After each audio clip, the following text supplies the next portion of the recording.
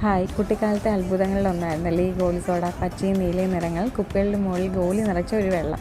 അത് കുടിക്കുന്നതിലുപരി ഗോലി എങ്ങനെ ഇതിനകത്തായി എന്നറിയാനുള്ള ആകാംക്ഷ. ആൺകുട്ടികളുടെ ഒരു മെയിൻ വിനോദം തന്നെ ഈ ഗോലികളിയായിരുന്നു. അതൊക്കെ ഒരു കാലം. എന്തായാലും ഈ ഗോലി സോഡ കണ്ടുപിടിച്ചത് ഒരു സായിപ്പായിരുന്നു. അദ്ദേഹം ഒരു എഞ്ചിനീയർ ആയിരുന്നു. പേര് ഹിറാം കോഡ്. കാർബണേറ്റഡ് പാനീയങ്ങളിലെ ഗ്യാസ് പുറത്തു പോകാതിരിക്കാൻ അദ്ദേഹം രൂപകൽപ്പന ചെയ്തതാണ് ഈ ഒരു കുപ്പി കേട്ടോ. അത് അദ്ദേഹത്തിൻ്റെ പേരിൽ നിന്നാണ് ഇതിന് കോഡ് നെക്ക് എന്ന പേര് വന്നത്. ഇനി ഗോലി എങ്ങനെ അകത്തായി എന്നറിയണ്ടേ? കുപ്പികളിലെ സോഡ നിറയ്ക്കുമ്പോൾ ഉണ്ടാകുന്ന പ്രഷർ കാരണം ഉള്ളിലെ ഗോലി എന്ത് ചെയ്യുന്നു?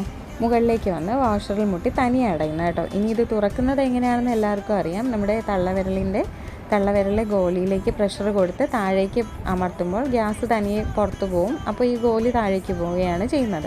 അപ്പോൾ പൊന്നൂസിന് ഭയങ്കര ആഗ്രഹമായിരുന്നു ഇതൊന്ന് ഓപ്പൺ ചെയ്യണം എന്നുള്ളത്. പക്ഷേ അവൾ പഠിച്ച പണി വന്നിട്ടും നോക്കിയിട്ടും പറ്റിയില്ല. ലാസ്റ്റ് അവളുടെ അപ്പ തന്നെ വേണ്ടി വന്നു ഇതിനെ ഒന്ന് പ്രഷർ കൊടുത്ത് താഴേക്ക് വിടാനായിട്ട്. അപ്പോൾ ഇപ്പോൾ ഈ ഗോലി സോഡ പല കളറിലും പല ഫ്ലേവേഴ്സിലും ഒക്കെ അവൈലബിൾ ആണ്. അപ്പോൾ ഇതൊക്കെ കാണുമ്പോൾ നമ്മുടെ ആ പഴയ കുട്ടിക്കാലമൊക്കെ ഓർമ്മ വരുന്നുണ്ടല്ലേ.